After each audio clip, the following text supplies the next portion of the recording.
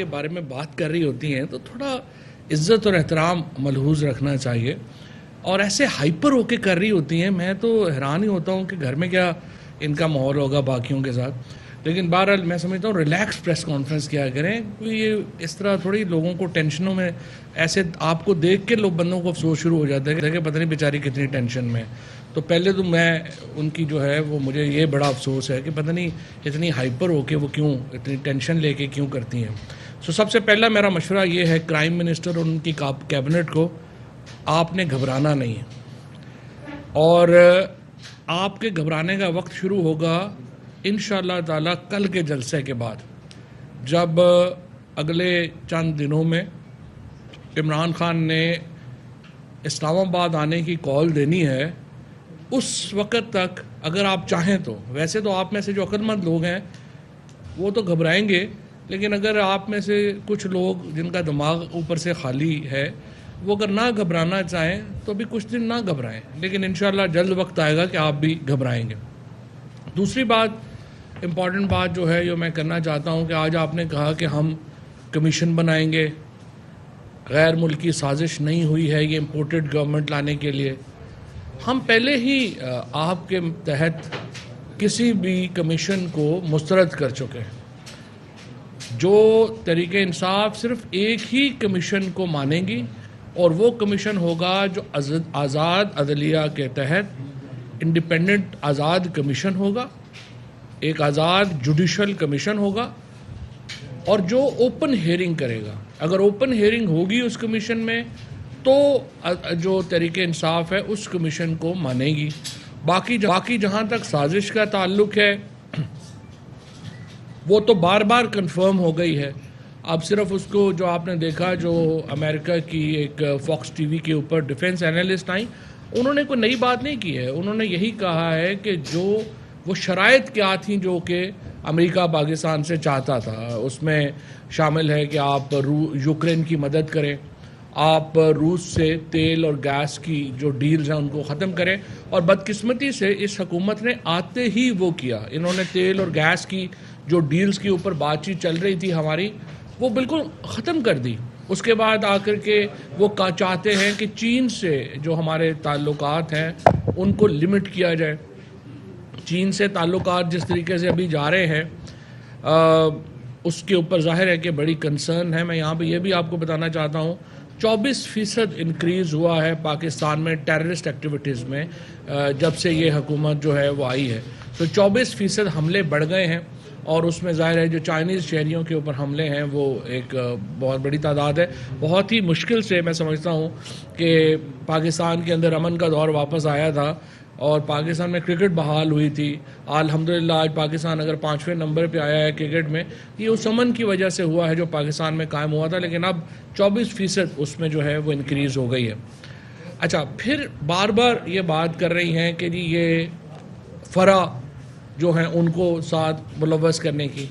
مجھے سمجھ نہیں آتی کہ اب اتنا ٹائم ہو گیا ہے، آپ کے کیسز کدھر ہیں؟ اگر آپ سمجھتی ہیں کہ وہ اتنا ان کا وہ انہوں نے بڑی کرپشن کی ہے، ابھی تک آپ لوگ تو ان کے اوپر کوئی کیس ہی نہیں بنا سکے. صرف ایک ہی کیس آپ لوگوں نے بنایا ہے کہ ان کے اثاثے جو پہلے 40 یا 45 کروڑ تھے وہ بڑھ کے 80 کروڑ روپے ہو گئے ہیں، یعنی کوئی 30-35 کروڑ روپے ان میں اضافہ ہو گیا ہے.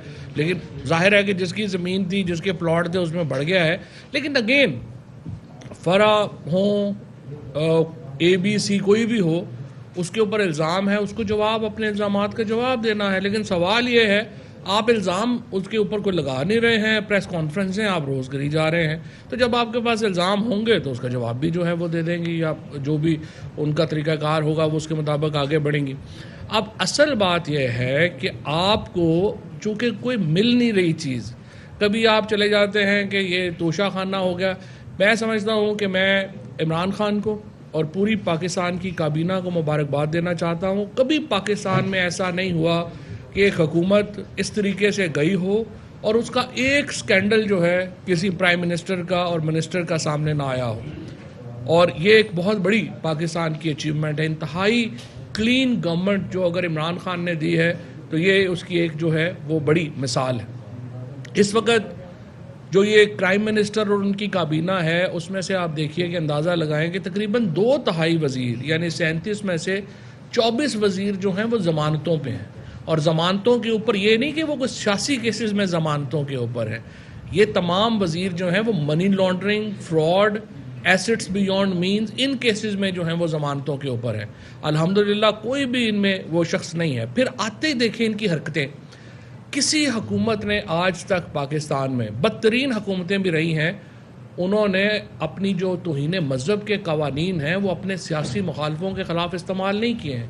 انہوں نے آ کے سب سے پہلے توہین مذہب کے قوانین اپنے سیاسی مخالفوں کے خلاف استعمال کیے، پھر اس کے بعد انہوں نے آ کر کے اس وقت جو معیشت ہے ہماری، اس کے اوپر چونکہ حماد اظہر نے آپ سے کچھ دیر پہلے ڈیٹیل میں بات کرنی ہے، میں صرف اتنا آپ کو کہنا چاہتا ہوں کہ ایک بغیر ڈرائیور کے ہماری معیشت کی جو ہے وہ اس وقت گاڑی چل رہی ہے۔ قیمتوں میں اس وقت 3 سال کا سب سے بلند ترین سطح کے اوپر قیمتیں پہنچ گئی ہیں۔ ایندھن کی قیمتوں کا ان کے اوپر ان کو پتہ ہی نہیں ہے کہ انہوں نے کرنا کیا ہے۔ ابھی تک آپ دیکھیے پاکستان کا سب سے اہم مسئلہ ہے اس وقت کہ ہماری ہاں جو انرجی کرائسس ہے وہ سب سے اہم مسئلہ ہے۔ ہماری بجلی جو ہے وہ نہیں آ رہی ہے، ہمارے پاس جو LNG ہے اس کی کمی ہے، گیس کی کمی ہے۔ ان صاحب نے، کرائم منسٹر صاحب نے انرجی کا منسٹر ہی نہیں لگایا، آج 3 ہفتے ہو گئے انرجی کا منسٹر ہی نہیں ہے۔ اس سے آپ اندازہ لگا لیں کہ ان کی پرائرٹیز کیا ہے، کیونکہ انرجی کے اندر پیسہ ہے، وہ کسی کو دیتے ہوئے دل ڈوبتا ہے۔ ان کے درمیان جو جھگڑے بھی ابھی اندرون خانہ آپ دیکھیں اس پہ چل رہے ہیں کہ فلانی وزارت میں چونکہ پیسے بنائے جا سکتے ہیں تو وہ وزارت فلانے کی ہے، فلانے میں اتنے بنائے جا سکتے ہیں۔ ان کے ہاں بندر بانٹ جو ہوئی ہے وزارتوں کی، وہ صرف پیسوں کو لے کے ہو رہی ہے، جس کی وجہ سے پاکستان ایک بحران میں ہے۔ اچھا، اب چوتھی بات جو انہوں نے بات وہاں پہ کی کہ جو صبح میں نے ٹویٹ کیا تھا کہ ہم قطعی طور کے اوپر اجازت نہیں دیں گے، پاکستان کے عوام اجازت نہیں دیں گے کسی پاکستان میں امپورٹڈ حکومت کو کہ وہ پاکستان میں بیرونی طاقت کو اڈے دینے کی یا کوئی کوریڈور دینے کی، اس طرح کی بات جو ہے وہاں پہ کرے۔ آپ نے افغانستان کے اوپر اگر امریکہ کو اس طریقے سے فیسیلیٹیٹ کیا، یہ جو سازش شروع ہوئی تھی جو میں نے جس کا بتایا تھا، یہ وہاں سے شروع ہوئی تھی جب یہ رپورٹس آئیں کہ پاکستان کے ساتھ امریکہ کی یہ خواہش ہے، اور اس کے بعد جب سوال پوچھا گیا تو عمران خان نے کہا ایبسلوٹلی ناٹ۔ ایبسلوٹلی ناٹ کہنے کے بعد یہ سازش شروع ہوئی اور عمران خان کو وزارت عظمیٰ سے علیحدہ کرنے پر یہ سازش مکمل ہوئی۔ اب اس سازش کے جو مقامی کردار ہیں ان کا تعین ہونا ہے، اور وہ تعین ایک عدالتی کمیشن نے کرنا ہے۔ اس کے TORs یہ کہہ رہی ہیں ہم کابینہ میں لے کے آئیں گے، کابینہ تو اس کی اپروول دے چکی ہے، کابینہ نے اس کے TORs طے کر دیے ہوئے ہیں، آپ اس کو نہیں بدل سکتے۔ جو TORs کابینہ نے دیے ہیں اسی کے اوپر عمران خان نے چیف جسٹس پاکستان کو اور صدر پاکستان کو خط لکھا ہے اور ان سے کہا ہے کہ آپ یہ کمیشن بنائیں۔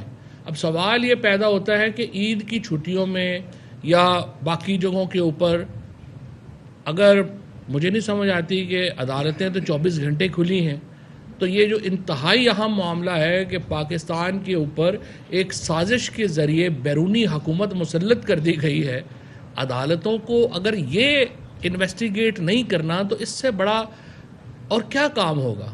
پاکستان کا اقتدار اعلیٰ ختم ہو گیا ہے، پاکستان کی سوورینٹی ختم ہو گئی ہے، تو اگر عدالتیں 24 گھنٹے نہیں اگر 1 گھنٹہ بھی کھلیں تو انہیں یہ کام سب سے اہم طریقے سے جو ہے وہ کرنا چاہیے۔ اور چونکہ بدقسمتی یہ ہے کہ یہ کام نہیں ہو رہا تو عوام نے اس کام کو اب اپنے ہاتھ میں لے لیا ہے۔ کل انشاءاللہ 6 تاریخ کو عمران خان میاں والی میں جلسہ کر رہے ہیں، پھر 6 جلسے جو ہیں وہ پلانڈ ہیں، 6 سے لے کے 20 تک، اور 20 کے بعد انشاءاللہ کسی بھی دن جو ابھی اناؤنس ہو جائے گا اسلام آباد کی طرف لانگ مارچ کی کال دے دی جائے گی۔ لاکھوں لوگ پاکستان سے انشاءاللہ کراچی سے لے کے خیبر تک اور گوادر سے لے کے لاہور تک لاکھوں لوگ جو ہیں وہ اپنی آزادی کے لیے، حقیقی آزادی کے لیے اسلام آباد میں نکلیں گے، اور آپ دیکھیں گے کہ یہ جو امپورٹڈ حکومت ہے اس کے آخری چند ہفتے ہیں۔ ہماری خواہش یہ ہے آپ انتخابات کی طرف چلے جائیں، اور اس بحران پیدا ہونے سے پہلے چلے جائیں. اگر آپ نہیں جائیں گے پھر آپ کی مرضی ہے. یہ جو مفتاح اسماعیل کہہ رہے ہیں کہ لوگ دیکھیں گے کہ دھوپ میں کتنی دیر بیٹھتے ہیں، ہو سکتا ہے لوگ ایوانوں کے اندر بیٹھیں اور آپ کو دھوپ میں بیٹھنا پڑے.